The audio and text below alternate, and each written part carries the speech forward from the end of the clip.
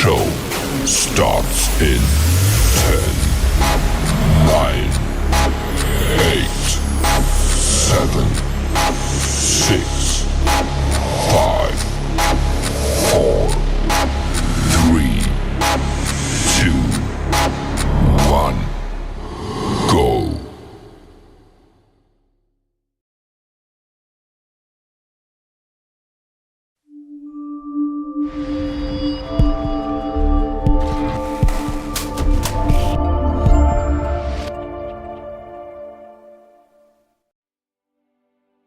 What is an eponym? A person after whom a discovery, invention, or place is named or thought to be named. There are very few eponyms in the hunting industry. A product so popular and so functional, it becomes the act of the product. So how does something become an eponym?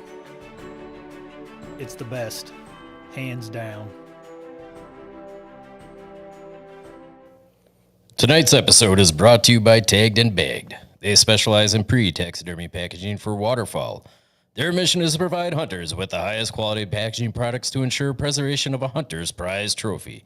Tagged and Bagged products are made with the best materials and are designed to withstand the toughest hunting conditions. Taggedandbagged.net. And Bucket Ready offers premium food plot seed for the best results when attracting wildlife to your property. Knowing what deer prefer, when they prefer it, and putting the best seed together for deer in your special hunting spot is what Bucket Ready Performance Food Plots Seed Mixtures is all about. BucketReady.com. And of course, Buckstick is a year-round communication system for white-tailed deer. It's an all-in-one licking branch, rubbing post, and mock scrape system designed to present the three main glands at the ideal height for white-tailed deer. Buckstick.com.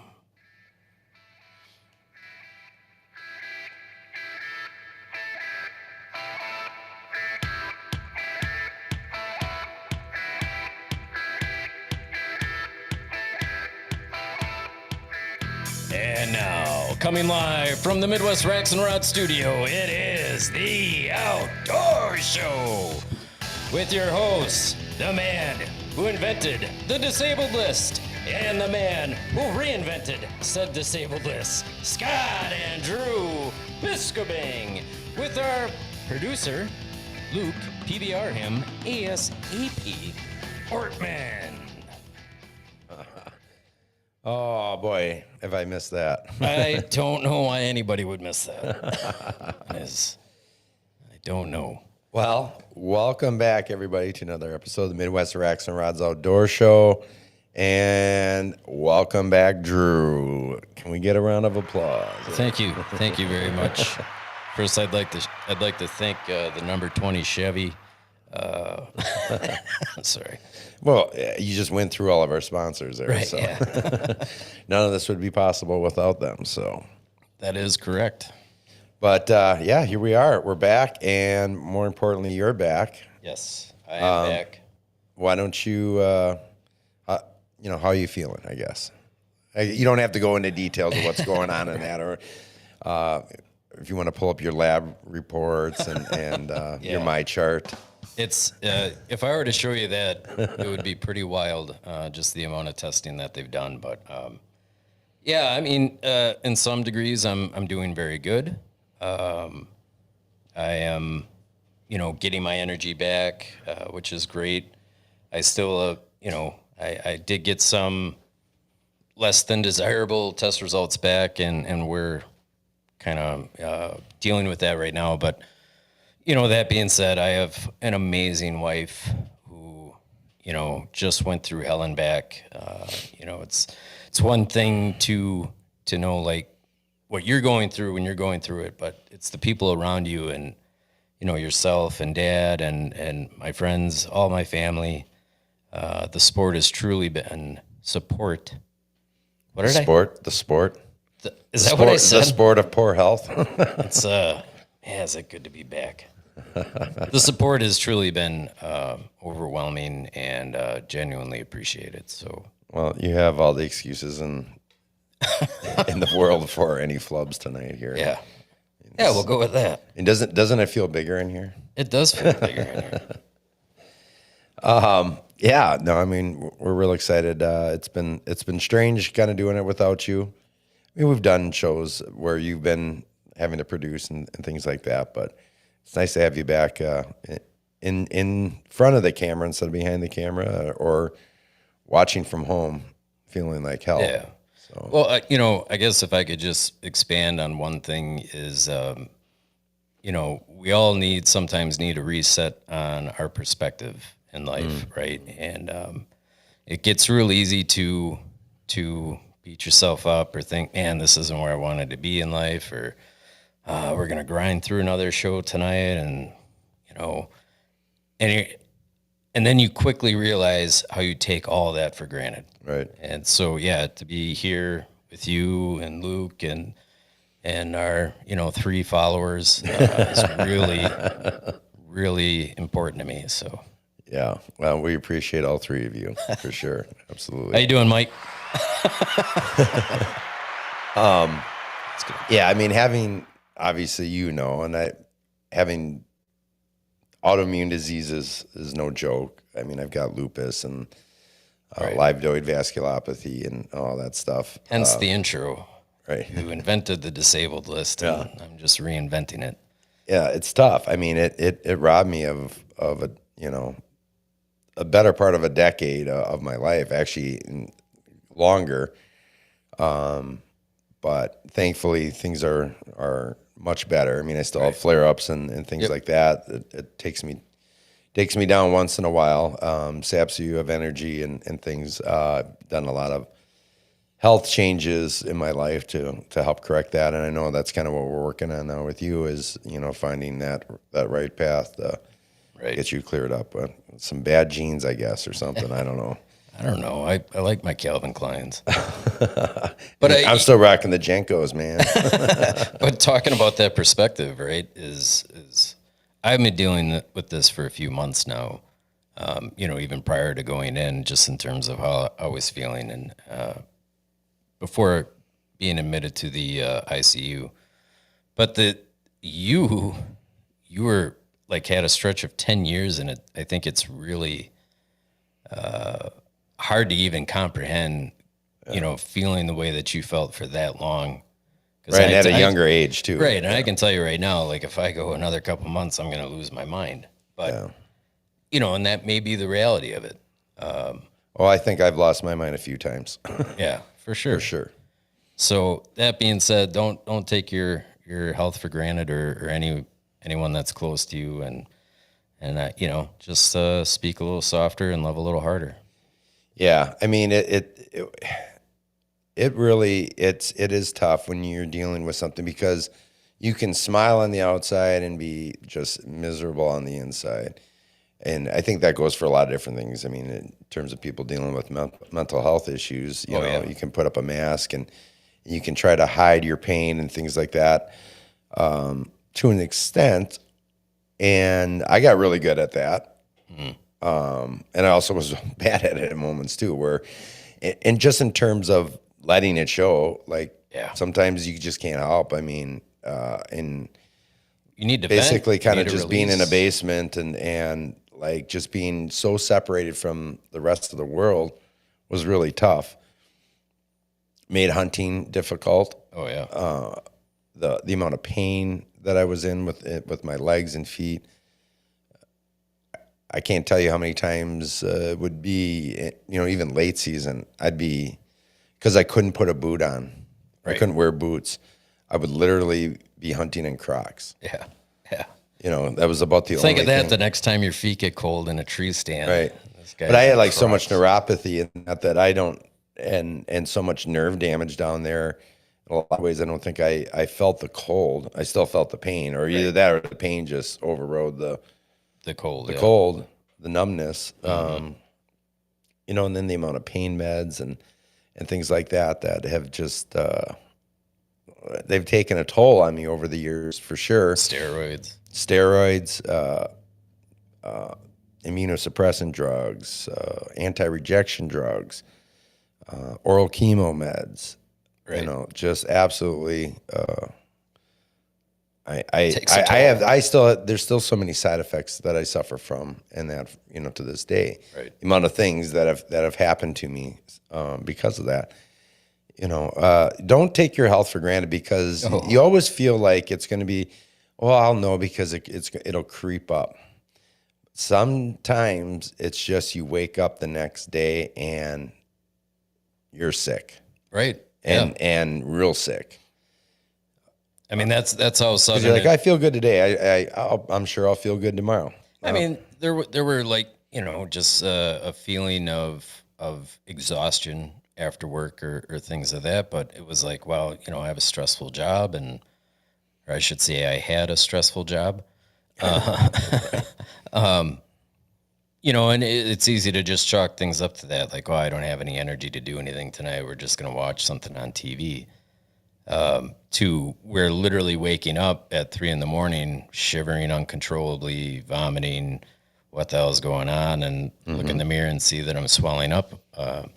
Which, as you know, I had a similar instance 9 years ago, and where did this come from, and what the hell is happening? Yeah, and that's how quickly. and what the hell is happening? Yeah. So, again, I just really, especially when you're young, you just think you're immortal. Invincible for sure. Yeah. Anything from just the way you drive to how you act, what you eat, what you drink, what you put in your body. And, man, you're going to pay for it. So just keep that in mind, folks.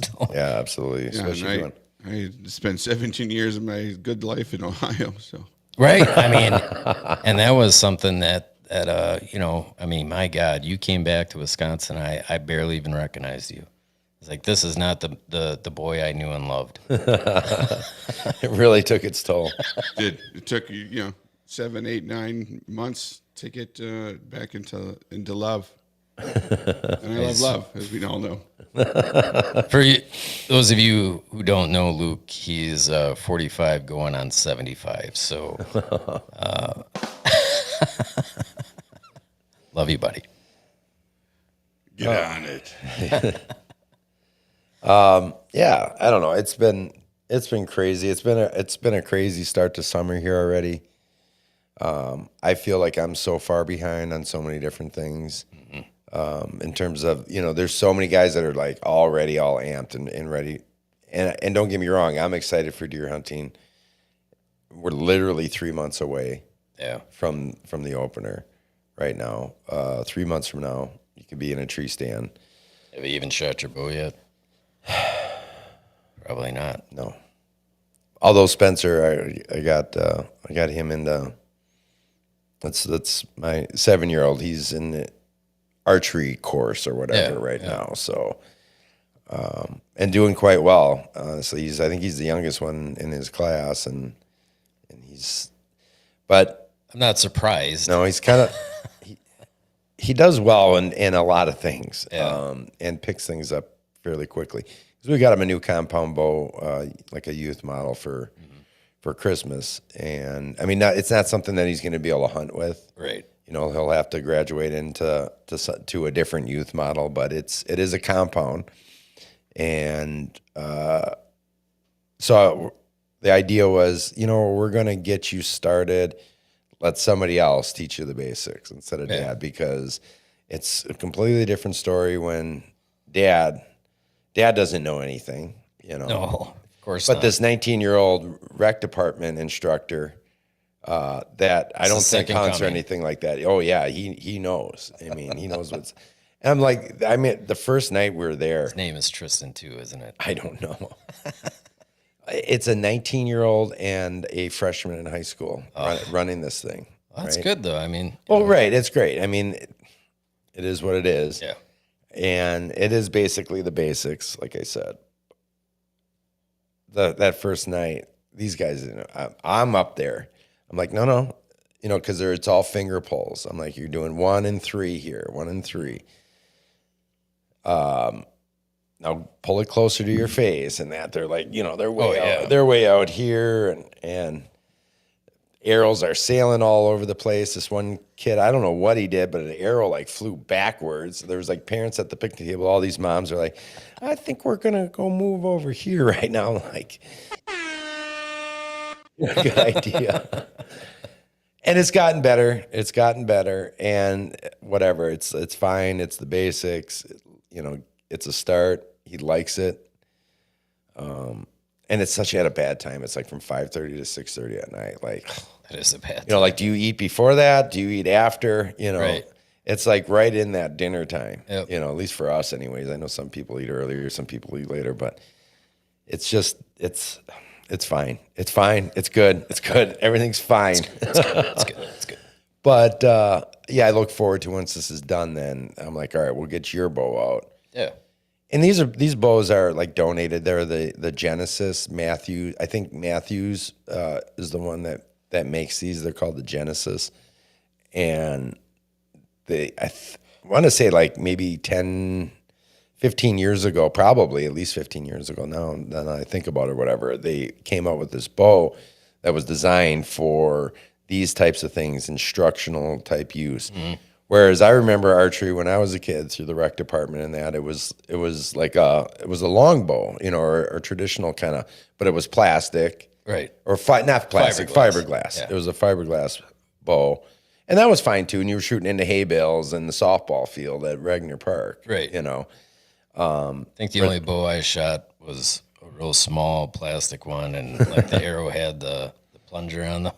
Oh, yeah, Suction cup. Right. But yeah, it's good. It's a start. Obviously, you know, you have to wait quite a while. You have to be strong enough. I believe, Luke, you can maybe check on this here, what the draw weight is. I want to say it's 40 or 45 pounds you have to be able to draw back on a compound to legally shoot with a bow. And again, this goes to why, you know, crossbows are such a good thing for youth hunters. And that Right. It's a way to get them out earlier into archery and not just starting them out in the gun. I mean, that's how we started out. It was just during rifle season. Yeah. Mm-hmm. Is it 45? 30. 30. This applies to both regular compound bows and those with draw lock mechanisms for the hunting in the state of Wisconsin. Yeah, I guess 40, 45.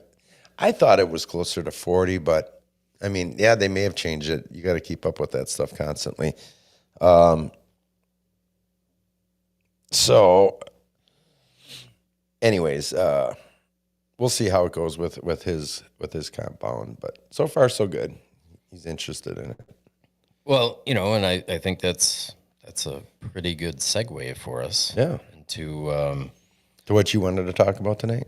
I don't know if it was me so much as, but no, I think that there's we talk about the health of the hunting community, right? And what does that look like? And I think that's probably the most important thing other than our idiot politicians is making sure that we are passing off our knowledge to the next generation. And making sure that all of our conservation efforts are going to continue. And so to that regard, like how soon do you think you're going to get Spencer in the woods? The thought is at least have him come out a few times this fall. Mm-hmm. At what point, I don't know, and in what capacity, I'm not sure. But I would like to get him out a couple times. Simple, short sits. Yeah.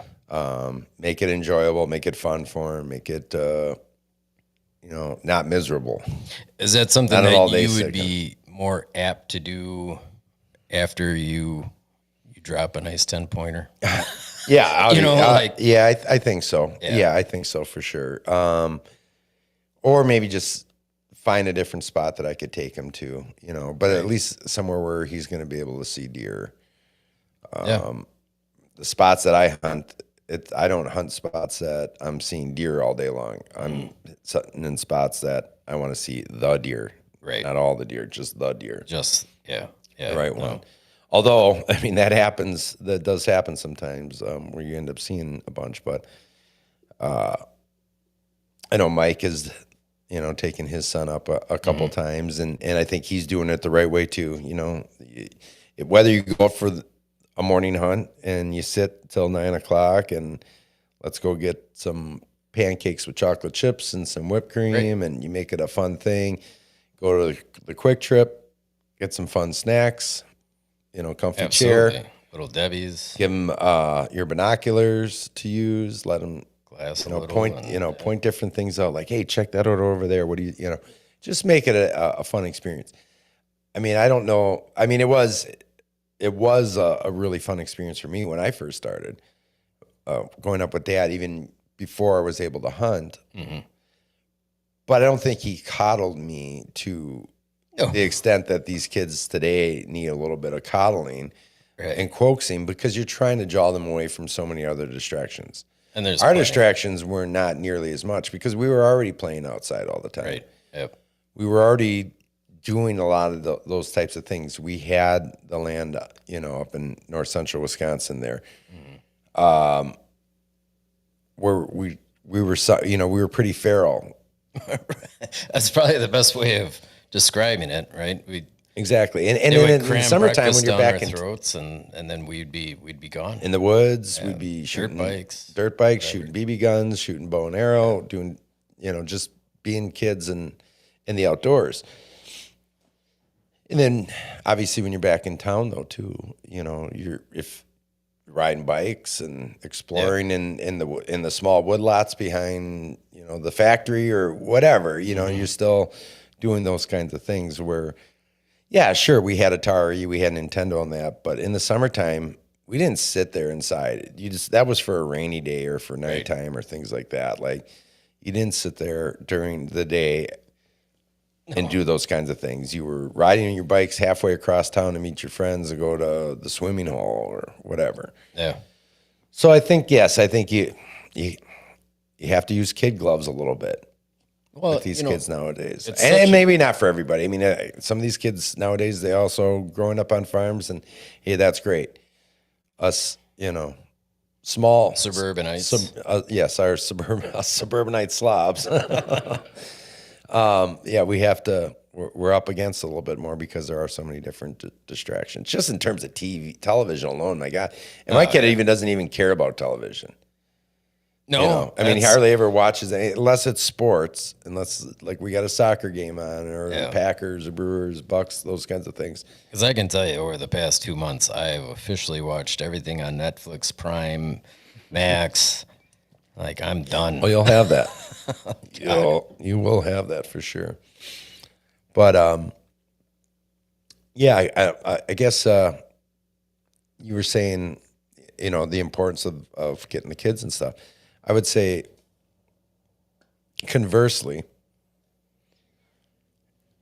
maybe playing devil's advocate, I guess, there's a number of hunters out there that don't really care about getting that next generation or recruiting new hunters. Because they don't have a kid. Well, whether they don't have a kid or they don't have a kid yet or whatever that situation might be, but they're just simply, they don't care about bringing more people in. In fact, they feel the less, the better, because of competing on properties and lands and things like that. We're constantly losing public land on a regular basis that's getting sold by villages and DNR and things like that. I mean, look here in Port Washington, they're building this giant data center, and I forget even how many acres. Luke, you could probably check on that for us. It's thousands for sure. That Port Washington, right along the lakeshore here in Wisconsin, southeast Wisconsin, is going to this data center. That's just crazy to me. Now, regardless of what that land was or is or what it was being used for, the old saying is, land, it's going to, they're not making any more of it. Yeah. 562 acres is zoned for the technology campus district. Okay. 1,900 acre data center total. Right. So, but Almost 2,000 so acres. the first number you gave was just the last part that they just, Yeah, that's the first phase. right. But the whole thing, I think, when it's all said and done, is supposed to be over 1,900. 19. I thought I heard over 2,000 at one point, but maybe now 2,000. it's yeah. That's still more Regardless, than 100 That's acres. wild. right? Yeah, that's still a lot of Less than 3,000, right? right. A little more than one. Double checking. Yeah, if you could do them, if you can do that. In Ohio. Oh man, it's just we're looking right now. It's been brought up a couple times recently. Josh Tulker actually had a little half-hour segment on his podcast or his show, or did a video anyways about the big beautiful bill and how there's stuff in there. And I apologize, I don't recall all the details of that. I caught bits and pieces of it that evening, and I probably should have been a little bit more prepared tonight. But there's stuff in there that doesn't look so good for us as hunters either, especially public land hunters, that there's more land going to be lost. Yeah, I guess. Well, you know me. I avoid politics and any of that like the plague. What's that? Over 2 million acres of public land. We're going to go up for sale over 11 states. Yeah, right. Do you know the 11 states? You're like that. I know. You're like who's the guy in Rogan that they're always like, hey, look this up. Hey, pull this up. You're getting good though. You're getting better at this. I pay attention. The internet's.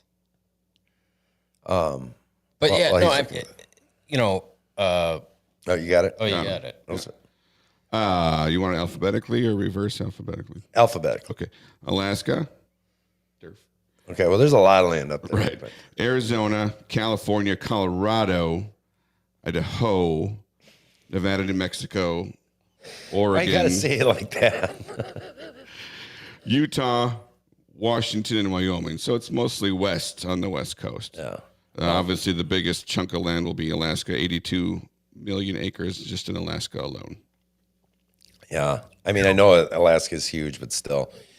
Well, that's the thing, right? So at what point do we say like no or you know what I mean? Like, well, it's easy to say 82 million acres in Alaska. That's fine. It's just Alaska. There's so much land out there. Well, then the next bill comes around, and then there's another 82 million gone, or 100 million, or Right. It just starts getting slipped in exactly. a little bit by a little bit. Like you become okay with this, right? and then at what point do you put your foot down? You give them an inch, they'll take a mile. Oh, and then some.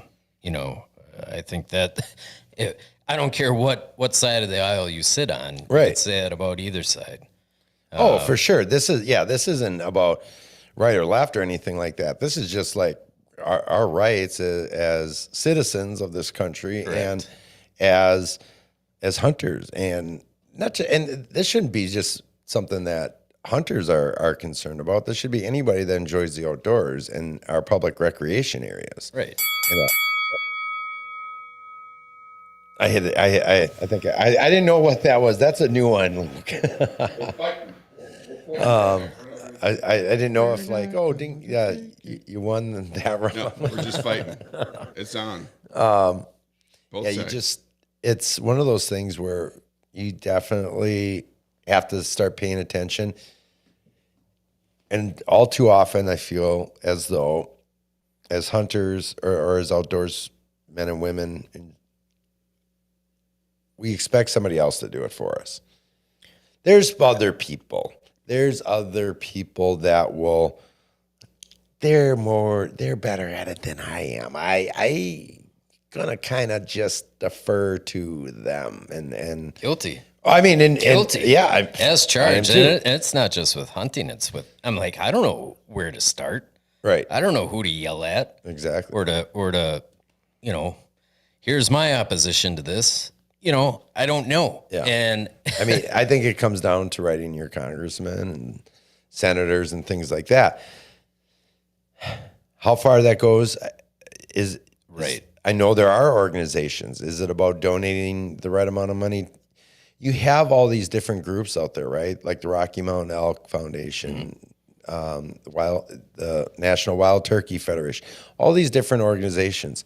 However, so much of those funds for those types of programs, you think, all right, let's say I donate $1,000 this year is split up amongst these different programs. I did my part for conservation, and not many people can afford to do that. No, But whatever, let's say it's $100, and I'm going to donate 25% here, 25% there, whatever. Well, here's what happens with these types of groups, and it's no fault of them, but they're only allowed to take 20% of those funds that come in and use towards legislation, towards fighting legislation. And that the rest needs to go to education and different programs like that within the group. I mean, and I guess education is part of it, right? When you're trying to preserve the elk herd in the Rocky Mountains. But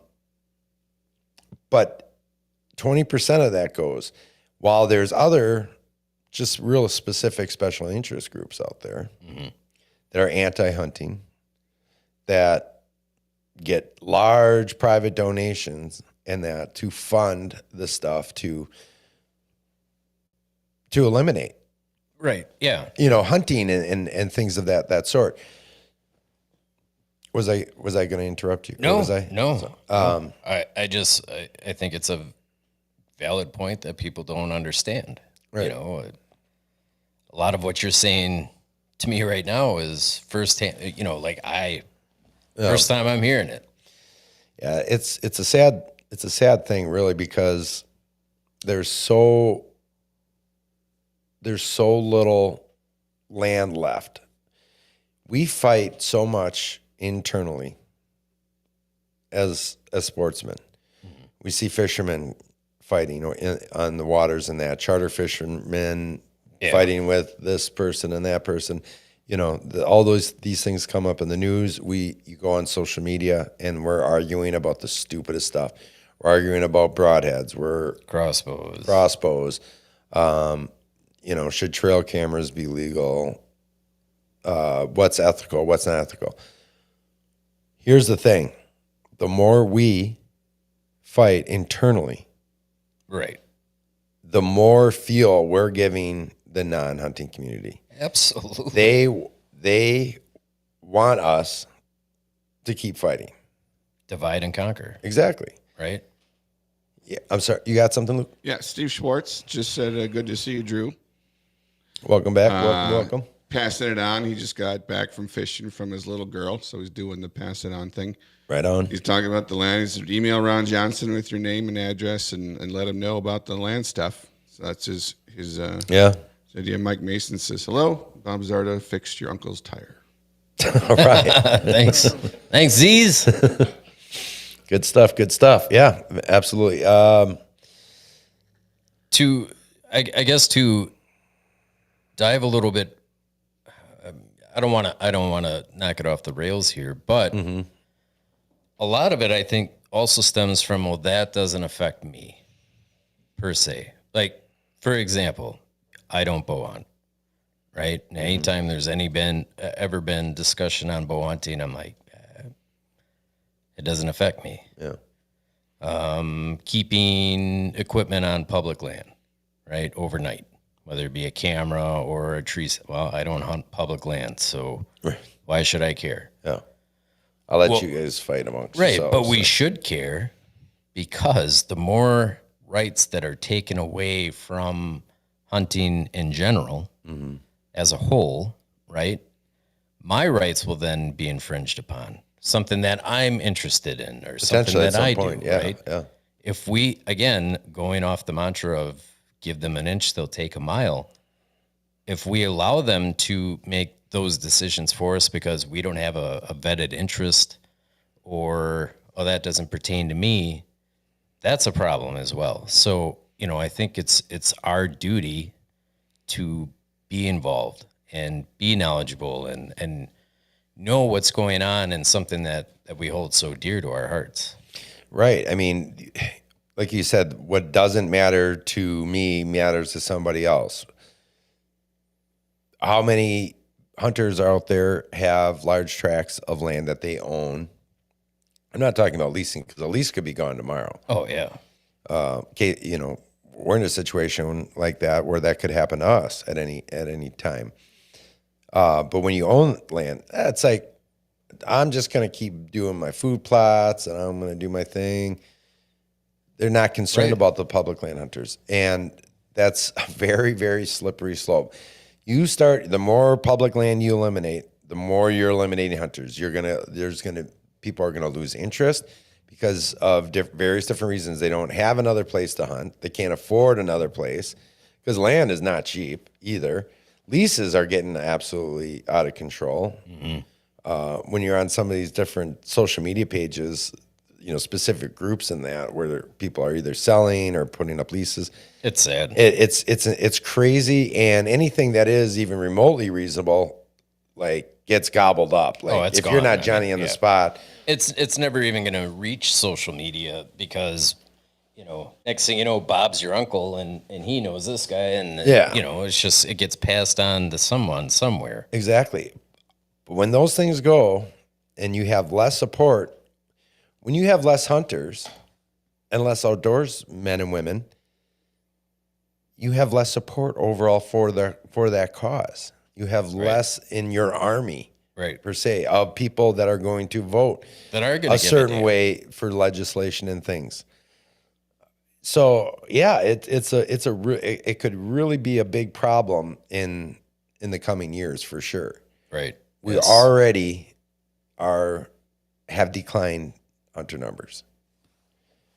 I had that here because I didn't want Luke to look, and now I forgot to have it pulled up. And go ahead, talk amongst yourselves. Yeah, while you're looking at that, yeah, it's no joke. I mean, the amount of license sales is down, and I know we've touched on this stuff on this show before, and I think I always will, because I think it's an important subject. I think it needs to be brought to the forefront on a regular basis so we don't forget. Like, oh, okay, well that was talked about, and now let's talk about you know, how many turkeys were killed this year, you know, or what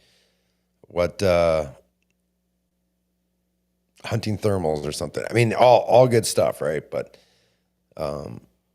if we don't keep this stuff in front of our face and in front of us, it's going to get behind us and then sneak up and get us. Correct. Yes, correct. Using all these little analogies and so if we just go back to the 1980s, there were around 17 million people that hunted in the United States.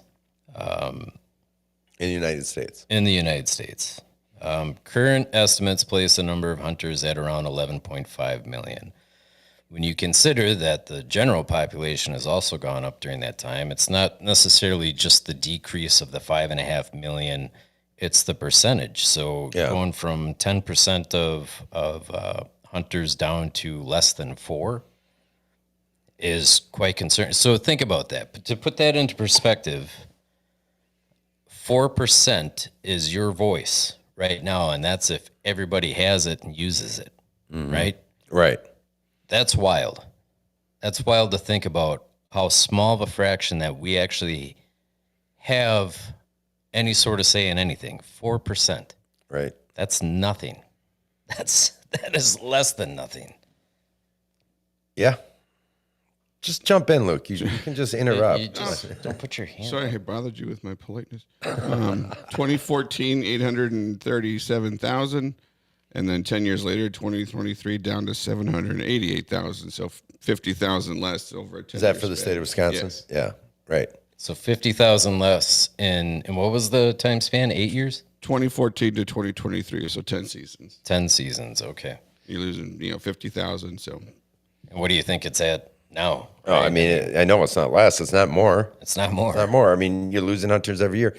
I mean, and it's there's a lot of reasons for that, right? And I think probably the biggest one is because the baby boomers are either passing away or giving up hunting just because they can't physically do it anymore. Oh, absolutely. Or they don't want to, whatever. Right. And there's not the sheer number of people like in that realm anymore. Right. You're looking at schools combining and schools closing because enrollment's down. People aren't having as many kids. Mm-hmm. I mean, what is the average household now? I mean, what it used to be back in the 80s, it was 2.5, right? 2.5 kids or something like that. Nuclear family. Right. Was what mom is and it? dad and What is it? 1.5 now? maybe. Yeah. I mean, we can name off a couple families that, well, thank you for bringing that average up. But then there's, you have one child, I have one child, and how many of our friends that are over 40 years old have no children and probably don't ever intend to have any. And for the record, we're thankful you didn't as well. It can only further strengthen our gene pool. Yeah, go ahead. 1.94 in 2023. 1.94. So almost, over half of a kid. Well, thanks. The Catholics are still, keeping that number somewhat in check there. Well, he wanted to say something, but he didn't. The Mormons. The Mormons. Okay, well, sure. We can go with that too. Oh, can't monetize this one. Right. I think the modern Catholic's a little bit different than the old school Catholic. Question for Drew on the line here, and Scott too. Are you guys both planning on having 4 more kids to bump up the numbers? Sweet fancy Moses, no. I'm sorry, I'm not taking one for the team on that one. No, I'm fixed. I might as well be fixed. No, one and done. Yep. Thankful for that. I created one so perfect that I just she's not watching this. She's great though, but yeah. And she is. I mean, she really is. She's a good girl. Yeah. Numbers, hunters. It's scary to think what things will be like in 30 years from now, or what the future is going to be like for my son or my grandkids at some point. Yeah, absolutely. Absolutely. And eventually it'll be just all AI anyways. You'll just right. Strap they'll be using a robot will go in the woods and do it. And we won't even be the ones that get to control it. It'll just be run by insurance companies to eliminate the herds. Right. Yeah, we've all seen Westworld. Right. Exactly. Yeah. It'll just be a simulation. Right. And we've all seen iRobot too. And we're That's right. There's some crazy stuff happening out there with AI, and we have only scratched, not even. No, I mean, right. It's such in its infancy right now. Yeah. But so we'll get better control of it, right? Oh yeah, I mean, absolutely. Things can only get better. I don't think things could get worse, right? Howard Jones, did he have a song like that? Well, that's not Howard Jones. All right, no, next time, before you speak, if you could raise your hand again, that was great. But no, I know we joke in that, but it is a serious topic. It is, and let's get crazy and say that the trend reverses, right? And we start to see an influx of hunters. Yeah. We still have the core issue of decreasing hunting lands. Right. Right. And so what does that look like for? Oh God, I'm just over here choking on my own spit like an idiot. But what does that look like then? Right. So let's say the numbers get to 5% hunters, but there's less land. That's a problem. Well, and I think that's, again, to play devil's advocate for a lot of these kids. Oh, good. That's more. We want less hunters and to ourselves, so that the land is to ourselves. Yeah. It's just not going to happen because, again, we're talking about such a small fraction of our say of making sure that regulations are not put into place, by bad actors that are going to change the landscape of hunting, you should be worried. That is something that you need to be concerned of, and not say, well, there's less out there and more for me, right? Well, let's say the land doesn't change, right? The land stays the same and the hunting population continues to decline. What does that do to the herd, right?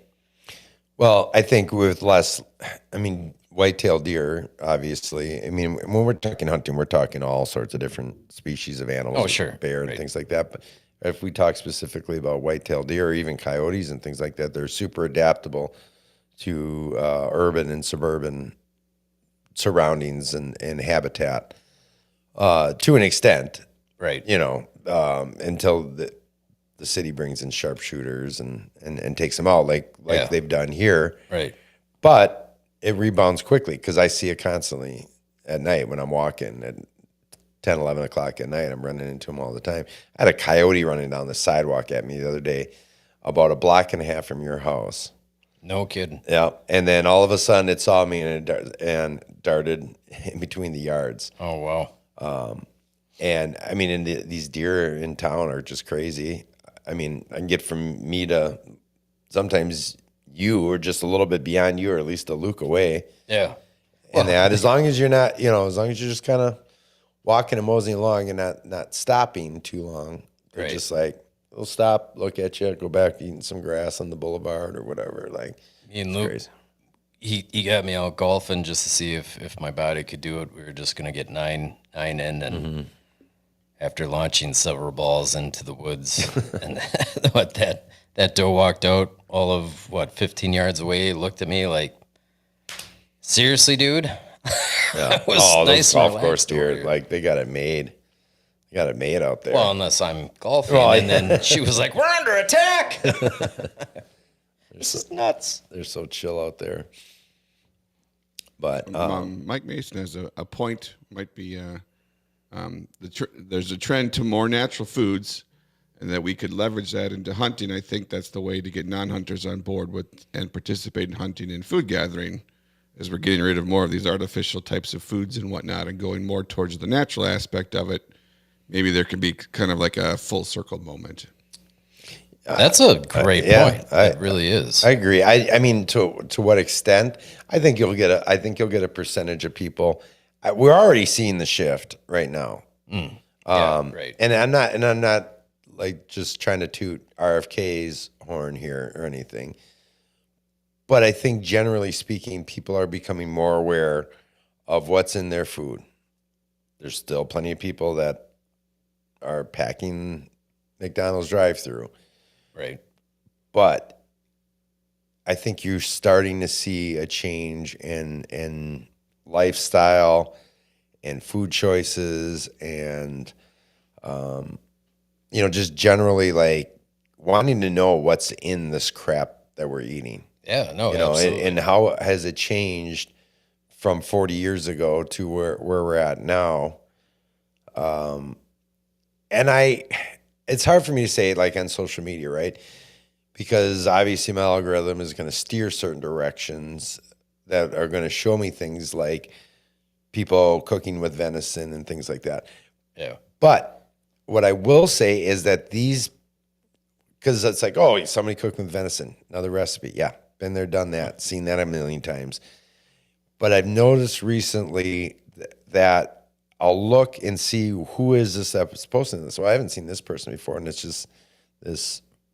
And this page doesn't really have anything to do with hunting, but they're actually talking about cooking with venison. And then I'll see another one. And it's not on the regular, but I'm seeing it more and more frequently. And these people aren't like necessarily, they don't have hunting pages or anything like that. Right. But I'm like, and that's when I usually take a double take. I'm like, wait a second, who is this? And you look at the name, say you're on Instagram, like, who is this? And it's not like a hunter and they might hunt, obviously, if they have venison or they're getting venison from somewhere, but they're like, oh, we're going to show you how to prepare this dish with venison or whatever. I'm like, well, that's fantastic. Yeah. That's great. Like, been seeing it more and more. I love to cook. So, one of my guilty pleasures is to watch cooking competitions and seeing venison used as a protein or even just wild Like game on in Iron Chef or something? Oh, yeah. Yeah. Iron Chef, Top Chef. So, yeah, it's definitely become more prevalent in cuisine and in the cooking world in general, which is good to see. It's a clean, lean, healthy meat for sure. It's so absolutely good. delicious. So good. Yeah. Could we see something change there where all of a sudden there's this big push for venison, and now all of a sudden we're farming deer for venison, or the insurance companies getting in with Tyson, or I'm trying to think of some other company. Tyson was fine. Right. Boar's Head, how about that? Right. And I don't know. And then the government's involved. I'm like coming up with like a movie script right here or something like that. Like, how could that mean? Because it's I don't like to be pessimistic, but at times you just can't help when you look at the world around you. It's like, well, how is the government, or how is the big pharma, or how is this big conglomerate going to screw this up? Correct. Yes, correct. Like, I don't like to think that way, but I think it's just something that happens. You've seen so many terrible things happen to things that started out as a good thing. I think you would be incredibly naive not to think like that. Yeah. I mean, Jesus, Christmas, our government sucks. Yeah. They really suck. Yeah. And I am not saying red or blue or this or that. Right. They all suck. Right. Every single one of them suck. Well, they told us to eat 2 loaves of bread a day. Yeah. I mean, they're pyramid. all just trying to figure out a way to take their own hands and get them into your pockets. That's it. Oh, that's been that way for forever. But it's always about some hidden agenda, right? I mean, to get back to the big, beautiful bill, or that's what it's called, yes? Yeah. And the stuff that's in there, again, talking about selling off this land, there's always these hidden agendas in all of these bills. And if you actually sat down and read a bill once that was supposed to be an education bill, and all the stuff in there that has nothing to do with education, like, what are we doing? Stuff that gets slipped in. Right. Yeah. Not the good slip in stuff. Right. Well, usually when you're slipping in shit too. Right. Exactly. But yeah.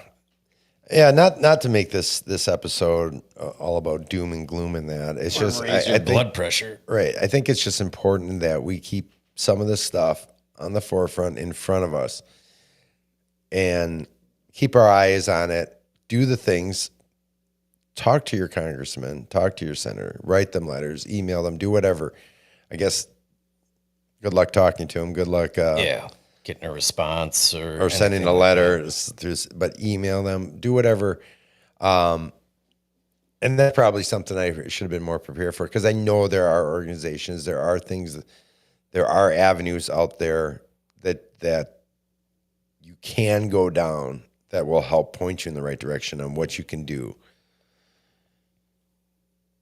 But at the same time, like you said before, like that 4% number, and that it's just, that's why it takes all of us, Yeah, right. It takes. But I can see how and somebody listening or watching could be like, doesn't matter if every single one of us does. We're nothing. Right. Well, just keep in mind that's what they said in Red Dawn too. So. Right. But if we don't put up any sort of an opposition whatsoever, if we don't put up any sort of an opposition, then the entire anti-hunting community just has that much more power. Right.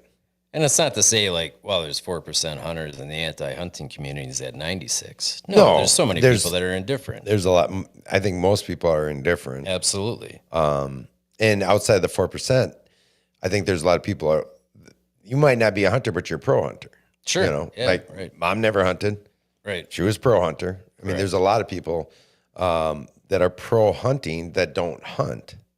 So, yeah, take that into consideration. Put that as a feather in your cap, that we do probably have more support than what you think. And if we just think that it's all these big special interest groups that have all the power, no.